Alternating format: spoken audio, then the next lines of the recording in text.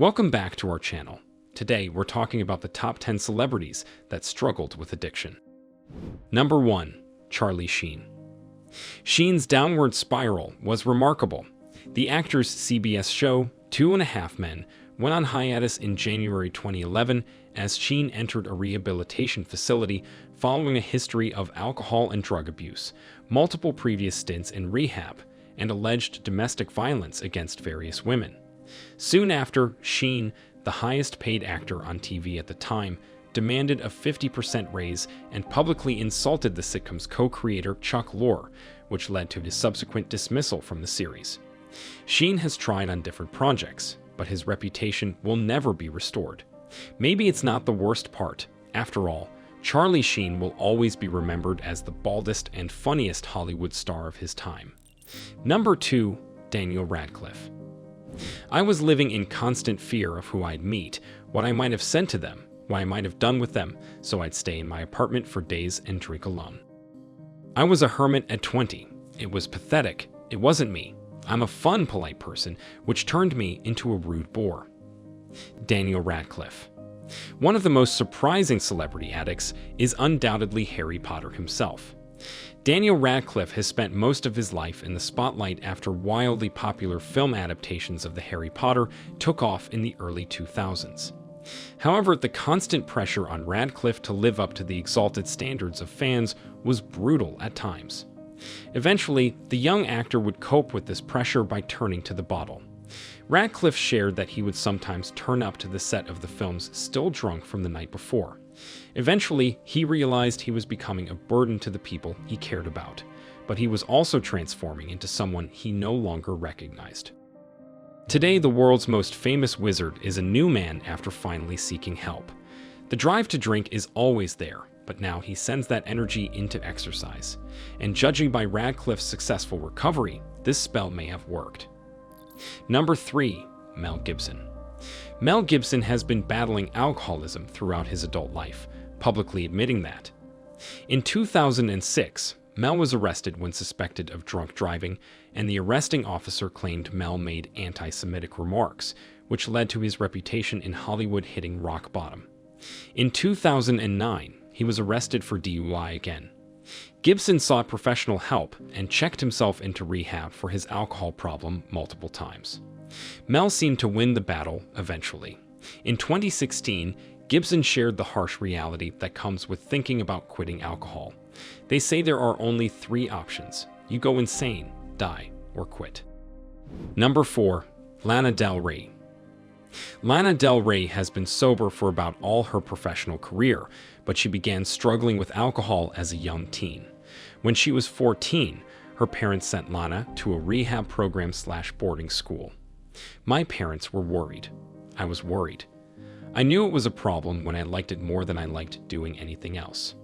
I was a big drinker at the time. I would drink every day. I would drink alone.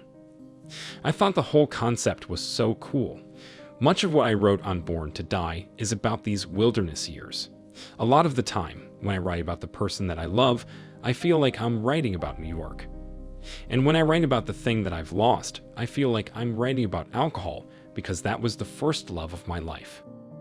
I was like, I'm fed. I'm fed. Like, at first, it's fine and you think you have a dark side. It's exciting. And then you realize the dark side wins every time if you indulge in it. It's also a completely different way of living when you know that. It's like being a different species of person. It wasn't enjoyable. It was the worst thing that ever happened to me. From age 18 on, Del Rey has been committed to a sober lifestyle. Number 5. Matthew Perry. Matthew Perry has been open about his struggles with alcoholism and Vicodin addiction at the height of his friend's fame. It wasn't my intention to have a problem with it. He shared because Vicodin was prescribed to him after a jet ski accident. But from the start, I liked how it made me feel, and I wanted to get more. I was out of control and very unhealthy. It was scary. I didn't want to die, but I'm grateful for how bad it got. It only made me more adamant about trying to get better. Number 6. Johnny Depp. Though many have speculated that Johnny Depp might be an alcoholic, he never agreed. The actor claimed he doesn't have the physical need for the drug alcohol. No, it's more my medication, my self-medication over the years, just to calm the circus. Once the circus kicks in, the festivities in the brain can be ruthless. In 2016, after his divorce from actress Amber Heard, Johnny Depp says he felt he had reached a new low point. Then he began pouring himself a vodka in the morning and started writing until the tears filled my eyes and I couldn't see the page anymore. Spending more than $30,000 on wine alone, Depp soon found himself in personal and financial ruin. Since he stopped, Depp says he has tried to focus on writing and music with his band, Hollywood Vampires, including bandmates Joe Perry and Alice Cooper. I spent years poisoning myself. I was very, very good at it. It was best to stop. Now I look back and say, why? Why did I do that? Number 7. Heath Ledger. Heath Ledger's abuse of prescription medication led to his death in 2008. Toxicology reports said he died of acute intoxication from the combined effects of oxycodone, hydrocodone, diazepam, temazepam, alprazolam, and doxylamine. A statement from his family released at the time said, "While no medications were taken in excess, we learned today the combination of doctor-prescribed drugs proved lethal for our boy." Heath's accidental death serves as a caution to the hidden dangers of combining prescription medication even at low dosage. Number 8. Ewan McGregor. In 2005, Ewan McGregor opened up about his struggles with alcohol in Playboy magazine. Originally, I was a happy drunk, but later I was miserable because it's a depressant. I was just ashamed of myself. None of my directors ever said, "I'd rather you didn't drink at work." None of them. And they must have known, he continued. I was reeking of alcohol. I knew I was lucky, and somehow I knew that if I didn't stop, everything would go tits up. My career, my family, my everything. It turned out to be a family curse. In an interview with the Evening Standard, Ewan McGregor's daughter, Clara, vulnerably opened up about her struggles with addiction. Around 4 years ago, my family and my partner Jimmy spotted that things were getting out of hand. They told me, "You're just not yourself anymore." I had no energy when I was on Xanax and would start forgetting things. Clara thanks her family for helping her overcome her addiction and cope with anxiety. Number 9. Steven Tyler. In Golden Age of Rock, when every respected rock star must have been addicted to something, Steven Tyler of Aerosmith beat them all. He was notorious for his extraordinary heroin addiction, among struggles with other substances. He and Joe Perry, the band's guitar player, were referred to as the Toxic Twins due to their habits of heroin and other assorted pleasantries, especially during the 1970s and 1980s. Despite the band members' raging drug use, Aerosmith commanded Billboard charts and TV screens throughout the 1980s. Tyler and his bandmates believed their substance use fueled higher quality work and more intense performances. It felt like the perfect solution for years, but Tyler hit rock bottom in 1988 and finally went to rehab to encourage loved ones, achieving his first stint of sobriety. He didn't stay clean and sober for a long time and relapsed despite numerous attempts over several years.